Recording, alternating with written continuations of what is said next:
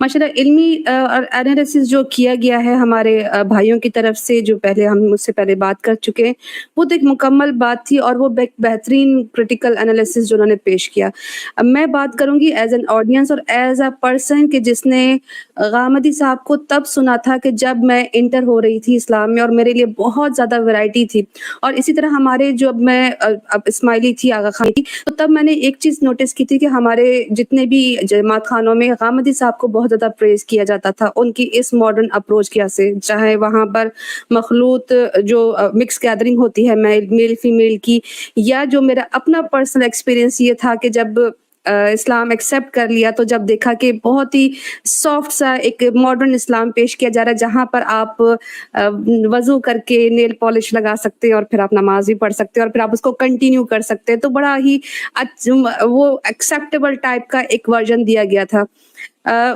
उस वक़्त नहीं पता था कि इसके कितने ज़्यादा नुकसानात हैं और हमारी नमाज़ें और हमारी जितनी भी चीज़ें हैं वो कितनी खतरे में पड़ सकती हैं। अफ़सोस तब हुआ था गामदी साहब की इन बातों पर, जब मैंने बाकी उलमाए कराम से जब ये चीज़ें सुनी कि ये टोटली किस तरह मेरी नमाज़ों को फासिद कर रही, ख़त्म कर रही है, मेरी नमाज़ों का जो अजर है सवाब वो ख़त्म हो रहा। तो तब गामदी साहब को मैंने तब तो सुनना बंद कर दिया था। अब भी जब मैं देखती हूँ कि जिनसे मैं बात कर रही होती हूँ, जो आगा खानी होते हैं या कादियानी होते हैं या बोरी होते हैं,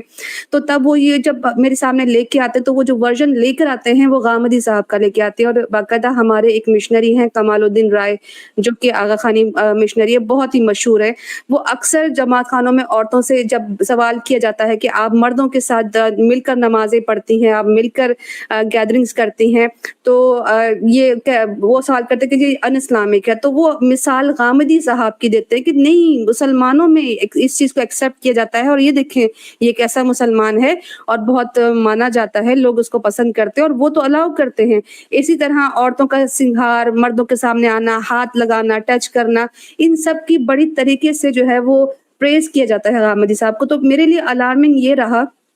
कि ऐसा क्यों है कि जितने भी डिविएंट कल्ट्स हैं, ऐसे ऐसे खुद को सो कॉल्ड सेक्ट्स बोलते हैं लेकिन वो एक डिफरेंट रिलीजन है, या वो out of fold of Islam है, वो क्यों गामदी साहब को सपोर्ट करते हैं, उनकी तारीफ क्यों करते हैं। और वहां से फिर शक जो है वो मेरा गहरा होना शुरू हुआ। और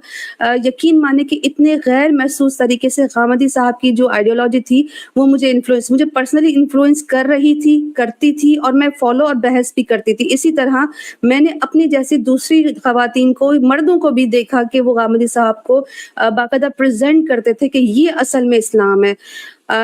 लेकिन जब चीज़ें पढ़ी, हदीस से उसे वेरीफाई किया, उलमाए कराम से जो सदियों सालों से एक अच्छे इस्लाम का जो ओरिजिनल रियल इस्लाम है वो हमें प्रेजेंट करते, तब बहुत अफसोस हुआ था कि इस तरह के भी लोग होते हैं कि जो हमें ये बताते हैं कि असल इस्लाम ये है, लेकिन वो इस्लाम का बिल्कुल भी हिस्सा नहीं होते। तो ये मैंने आप लोग को ग्राउंड के फैक्ट्स बताए कि हमारे यहाँ कादियानी हो, हमारे यहाँ आगा खानी हो, बोरी हो, इसी तरह जितने भी बहाई कल्ट्स वाले हों, जिन और सबसे एक इम्पॉर्टेंट बात, सबसे ज़्यादा पसंद गामदी साहब को जिस बात पे किया जाता है वही तकफीर वाले पॉइंट पे, कि जी हमको तो ये मानते ही नहीं कि हम काफिर हैं, तो ये सबसे अच्छे हैं। तो शायद एक्सेप्टेबिलिटी इसलिए भी बढ़ जाती है गामदी साहब की, क्योंकि ये ऐसे डिविएंट कल्ट्स के लोगों को बड़े एक्सेप्टेड तरीके से इस्लाम के अंदर रहने देते हैं और इसी वजह से इनकी तारीफ भी होती है और उनको पसंद भी किया जाता है ऐसे बातिल फिरकों के अंदर। बहुत शुक्रिया कैसर भाई।